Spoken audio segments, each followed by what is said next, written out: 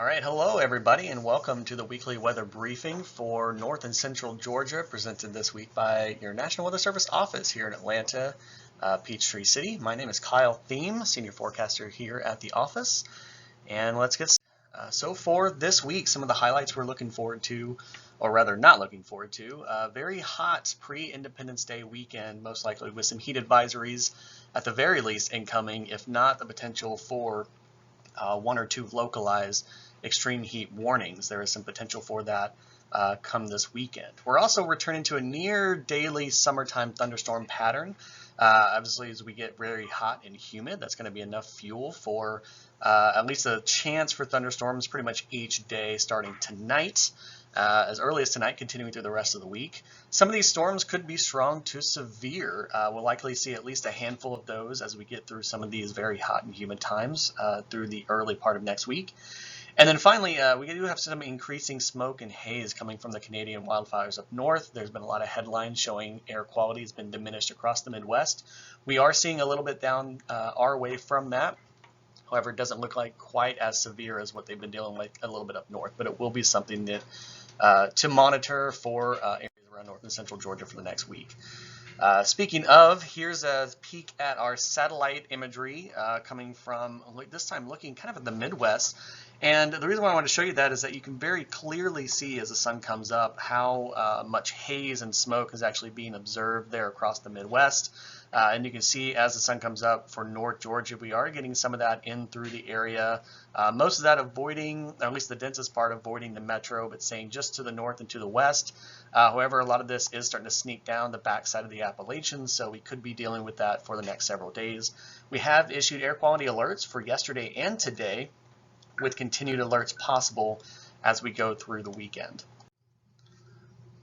Starting for today, though, we can see a look at our map showing our weather fronts and forecasted weather. And we do have a pretty decent high pressure in place over the eastern CONUS. We could kind of see that in the satellite imagery with how clear a lot of the vision was, with exception to the smoke and the haze caused by the Canadian wildfires.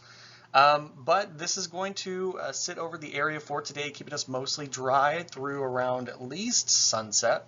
However, we're going to see that high pressure really start to back off in the days ahead. Speaking of, here are those same maps for Friday and Saturday, and we can see how the influence from the high is starting to diminish and push off a little bit to the northeast. The low pressure system you see across the Central Plains is going to be the main dominant weather system as we go through the week ahead, at least opening up the gates to the forecast area to some of that Gulf moisture as we get as that cold front that was down towards the southern Georgia border diminishes by tomorrow, and we start to get more of that southerly flow up through the area, which is going to be increasing our humidity and our rain chances headed in towards next week. So by Sunday and Monday, we can see that low pressure strengthening and moving up in towards the Great Lakes region, and obviously us filling in throughout the entirety of the southeast, mid-Mississippi River Valley, the whole eastern CONUS essentially is going to be under some chances for some showers and thunderstorms, including increasing chances as we get towards Monday there with some of those darker greens. And then Tuesday, Independence Day, ironically does look like our highest potential for showers and thunderstorms across the area, or at least the highest coverage. As we see, we do have a stationary front that will start to park itself across the lower Tennessee River Valley near the North Georgia border on that day, which is going to add a catalyst to the chances for those days. And then moving into Wednesday, when we start to back off that pattern with more widespread showers and thunderstorm activity across the eastern two-thirds of the U.S. Looking at some of our watches and warnings right now, so this is as of this moment, we do have widespread heat advisories and excessive heat warnings just to the west of the forecast area. Now, this is that heat dome that has been advertised on a lot of national news networks that has been parked over the southern plains for probably about the last week or so. It is finally, ever so sluggishly, inching towards the east. It is building into the mid-Mississippi River Valley today, and this heat dome is going to keep pushing eastward and kind of crash out. These things do actually move much like a wave that you might see on the beach. And so this is kind of building into the mid-Mississippi River Valley, and it's going to start to crash down as this moves towards the southeast. And as it does so, it's going to weaken over the next couple of days, which is going to open the door to a lot of the rain and storm chances that we're going to be seeing as we get into this weekend. So speaking of, looking at our maximum temperatures and precip chances for today and tonight, we can see we max out on our temperatures here in the mid-90s for most of the forecast area, with some slight chances that we could have some storms up towards the north getting into this evening. Now this is an increasing chance as we go into the afternoon forecast period, most likely, as we take a look at what we're going to be looking at. So over several days ago, we did have what we called a Ridge Rider MCS move through the forecast area. It did produce quite a bit of damage, but these types of MCS systems are usually apparent when we have northwest upper level flow. Well, we have northwest upper level flow still with building heat and moisture into the forecast area, which means triggers for thunderstorms could be possible. Well, the issue is with these northwest ridge riding mesoscale convective systems is that they are very, very difficult to nail down both their timing and their intensity. And so this is a look at the left of an ensemble of 9 different high resolution models, and we can see the disparities between both of them. So on the left is around 8 p.m. tonight, on the right is around midnight tonight. And we can see as we've kind of clicked through a few of these chiclets here, they show at least some type of convective system, but have no consistency over the timing or the placement of said system. Moving on, we can see what this looks like at 4 a.m. and 8 a.m., where we have several different models placing a system somewhere around North Georgia with varying degrees of timing and intensity and placement as well. So ultimately, this means that we are expecting one of these systems to move through the forecast area tonight. However, the timing and intensity and how widespread the coverage will be are obviously very, very big factors that we'll have to be mailing down within the next couple hours. And so as a result for that, we do actually have a marginal risk for severe thunderstorms for the better part of North Georgia for today. There's potential for some damaging wind gusts up to 60 miles per hour if the storms remain near severe as they enter into the forecast area, along with brief periods of heavy rainfall and frequent lightning strikes under the strongest storms. And so this is very conditional as to if and when we do get a severe storm system entering into North Georgia. The Storm Protection Center is very conscious of the storm system we had near a week ago that caught us all off guard, and so they've been pretty consistent with at least giving us a marginal risk for the area should one of those systems move into the area. However, as we said, the certainty is lacking with this system. It could happen anytime throughout the night or not happen at all. And so we're going to have to monitor those values and those parameters as they come closer to those times. Additionally, though, that chance doesn't go away. We stay in that northwest flow into the better part of the weekend before that wave starts to crash out and we get a little bit more zonal flow into the area. And so for tomorrow, again, a marginal risk for the better part of North Georgia sneaking into central Georgia, and even a few counties up in far North Georgia getting underneath a slight risk. That's a level 2 on a scale from 0 to 5 for the severe weather outlook. And then on Saturday, as we start to open up the area more towards that Gulf moisture, we see these chances expand as the chances for either organized linear systems pushing in from the north could develop, or even discrete, robust storms themselves that could pop up across the area. But we do have a broad marginal risk there for Saturday, with an increasing risk for the slight risk, which is at level 2 on a scale from 0 to 5, for the top 1 to 3 rows of counties there in far North Georgia. So speaking of, not only are we going to be dealing with storms, some of which could be strong to severe, but obviously heat index is going to be a major concern headed into this pre-Independence Day weekend, including the holiday itself. So here's a look at tomorrow's maximum heat index values as of right now, and tomorrow's chances for precipitation. And we're going to be essentially seeing both of these fields expanding over time. As of right now, values in far northwest Georgia could be indicative of a heat advisory in that area for tomorrow. However, we will have to see our latest values within the forecast system. Obviously, there's some uncertainty going into tonight where the storms could provide more moisture, which would increase those values. They could provide more cooler air into the area if it happens later into the early morning tomorrow, which could cool the area off a little bit, preventing the need for a heat index, or heat advisory. We're just going to have to wait and see how this system plays out, because it's going to be a major determining factor into the conditions for tomorrow. But as of right now, hottest values for heat indices around Rome, bordering somewhere in between 105 and 110. Areas around Dade County are also very near the 110 values as well.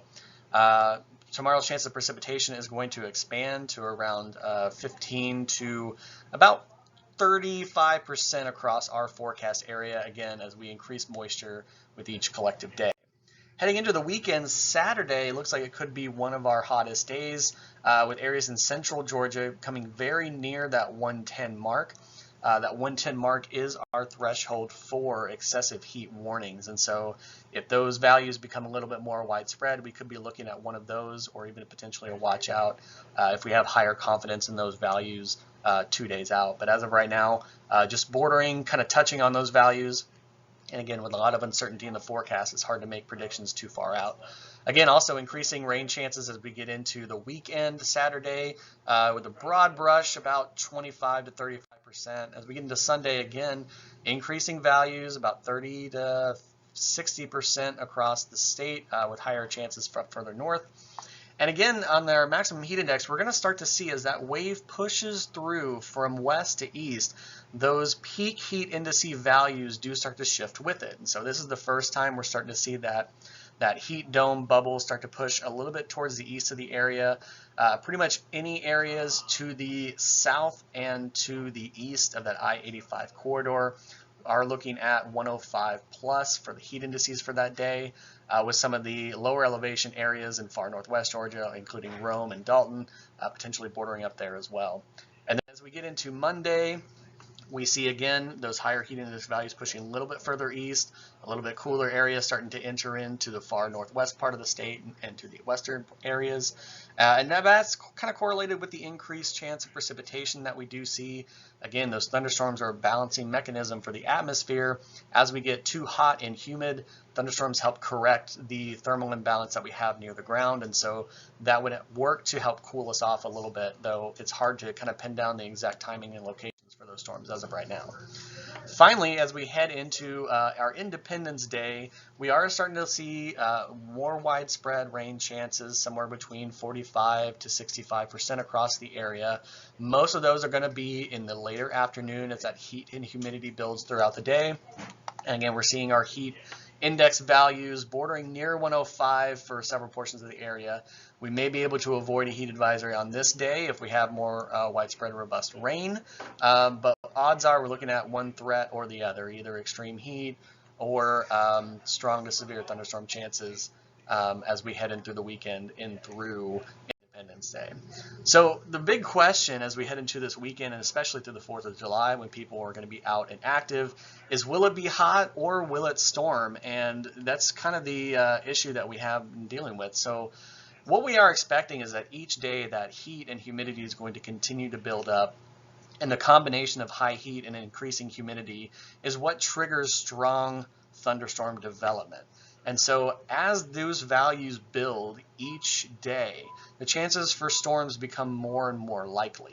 It's almost like a jack-in-the-box, where you continually crank the jack and it builds up the tension, and eventually it will pop and trigger that thunderstorm development. So the big question is, how long will that heat and humidity hold on until we start to get more widespread thunderstorm chances that will act to cool off the area? And we have issued in these types of environments heat advisories in the past before, where thunderstorms come through and prevent us really from getting to those extreme values, but odds are we're going to have one or the other, and those threats may change from one day to the other. So there is a lot of uncertainty in the forecast. While heat advisories are imminent, there will be a chance for thunderstorms to foil that forecast each day. depending on the local conditions at the time. So odds are each local area could see one or the other, either dangerous heat or strong thunderstorms, or even the potential for heat followed by the thunderstorms as we head into the evening hours. But that is what we're looking at from Friday through Wednesday as we start to get this intense heat and humidity through the forecast area. So looking at more of a broad scale throughout the week, this is looking at our temperatures for a range of several sites across the forecast area, and we can see Saturday tends to be our hottest day, with Sunday coming in a close second and Friday also being main severe. That Friday through Sunday time frame is really when we're focusing the threat areas for at least the intense heat, although that threat's going to be possible for the far northwest portions of the forecast area on Thursday, shifting to eastern portions of the forecast area on Monday. But we see for several of these locations, we are seeing the maximum heat index values bordering on 105, if not even 110 plus for several portions of these areas. So that is what we are looking out for. Obviously, it's going to be a very busy, very active weekend ahead of the holiday. And so as people are out and about, we want to make sure that they are staying hydrated, taking frequent breaks, especially if working outside intensely, and taking care of themselves, wearing light clothing, staying in the shade, those types of things to help prevent any outdoor heat issues. Additionally, we are looking at a little bit of precip here. I kind of think these values are maybe a little bit underdone depending on how widespread we can get thunderstorm development, but in general, we are looking at somewhere between 1/4 to 1 inch of rain throughout most of the forecast area through the week ahead, with some slightly higher values in far north Georgia where storm chances over the next few days are higher. But obviously any localized conditions for storm development will likely change this depending on where storms form throughout the weekend and early next week.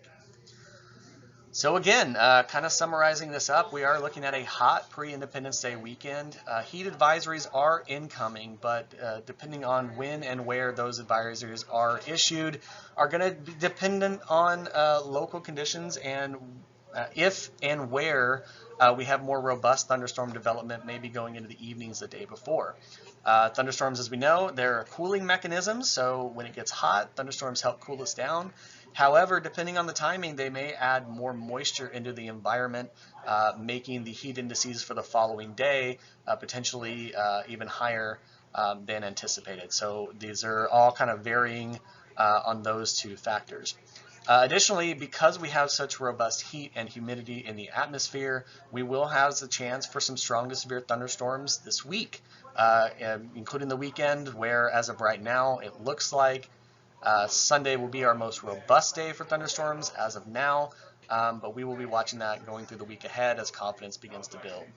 Additionally, we will have some increase in smoke and haze throughout the area from the Canadian wildfires, diminishing air quality. As mentioned, today we do have an air quality alert out for the Atlanta metro region, and those alerts are likely to continue at least for another few days. So that is it for us here at the National Weather Service office in Peachtree City / Atlanta. If you guys need to get a hold of us, we have a myriad amount of ways how, but feel free to reach out to us about any questions or concerns. Thank you all very much. I hope you have a great weekend and enjoy.